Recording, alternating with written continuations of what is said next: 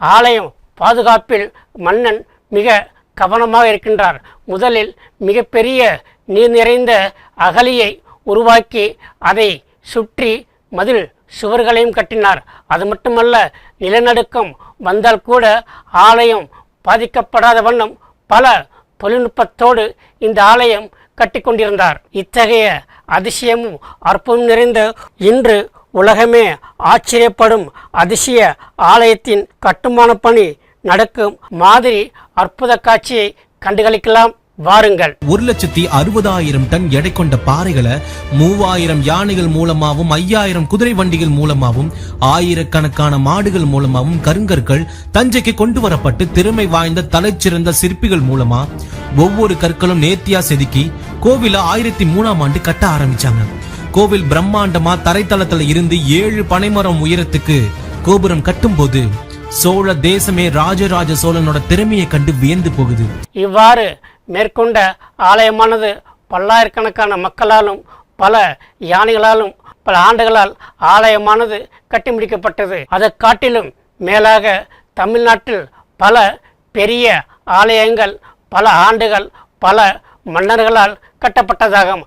ஆனால் இந்த தஞ்சை பிரகதீஸ்வரர் ஆலயம் ராஜராஜன் மன்னரால் மட்டுமே கட்டி முடிக்கப்பட்ட ஒரு சிறப்பு வாய்ந்த வரலாறாகும். இதை காட்டிலும் மற்றொரு அதிசயம் என்னவென்றால், இந்த ஆலயத்தின் கருவறையில் மிக உயரமான லிங்கமானது பிரதிஷ்டை செய்யப்பட்டது. அந்த லிங்கத்தை கவசம் போல் கவரும் வண்ணம் உயர்ந்த கோபுரத்தையும் கட்டப்பட்டதாகும். இத்தகைய கோபுரம் எவ்வாறு கட்டப்பட்டது என்பது இன்றும் வரலாற்றாசிரியர்கள் ஆச்சரியமடைந்து போகின்றார்கள். இதற்கு காரணம் என்னவென்றால், கோபுரம் கட்டுவதற்கு முன்பாகவே மிகப்பெரிய லிங்கத்தை கருவூர் தேவரின் உதவியால் பிரதிஷ்டை செய்யப்பட்டு அதன் பின்னர்தான் கவசம் போன்ற ஒரு மிகப்பெரிய கோபுரத்தை கட்டியதாக வல்லுநர்கள் கூறுகின்றார்கள்.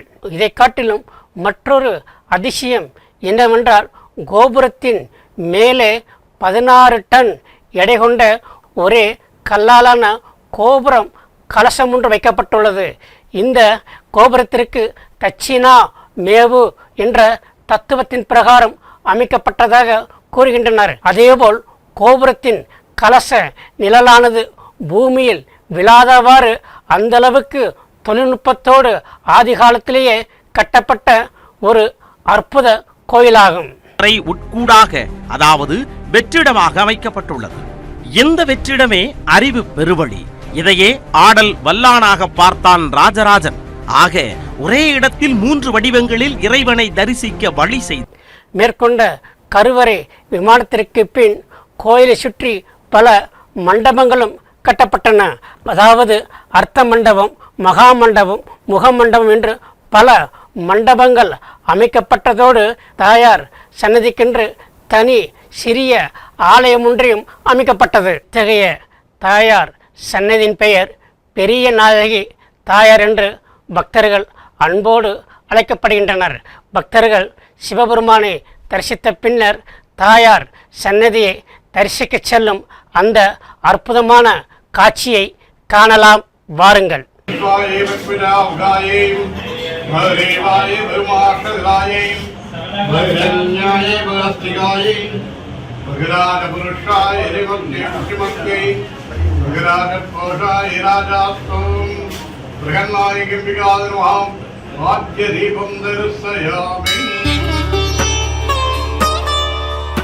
ஆலயத்தின் உள்ளே பலவிதமான தெய்வங்களுக்கு தனி சன்னதிகளும் கட்டப்பட்டு இருக்கின்றன.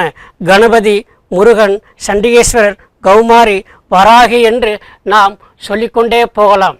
தஞ்சை பெரிய கோயில் வருவதற்கு முன்பாகவே இப்பகுதியில் வராகி தேவியை பக்தர்கள் வழிபட்டு வந்தனர். இத்தகைய வராகி ஆலயமானது இந்தியாவில் ஆதி காலத்தில் 2 இடங்களில் இருந்தது. ஒன்று காசி, 2வது தஞ்சாவூராகும். இந்த வராகி தேவியானவள் ஞானம் அம்சத்தை கொண்டவர். அதேபோன்று வீரத்திற்கும் பெயர் பெற்றவள்.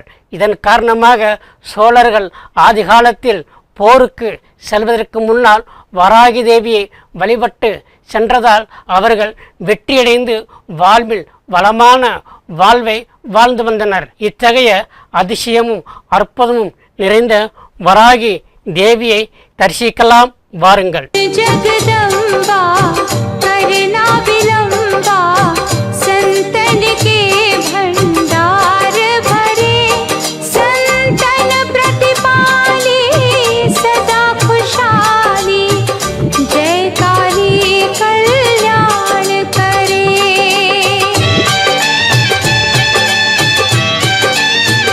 மேற்கொண்ட சக்தியை பற்றியும் பெரிய ஆலயத்தை பற்றியும் பல நூல்கள் பெருமையாக கூறப்பட்டு வருகின்றன.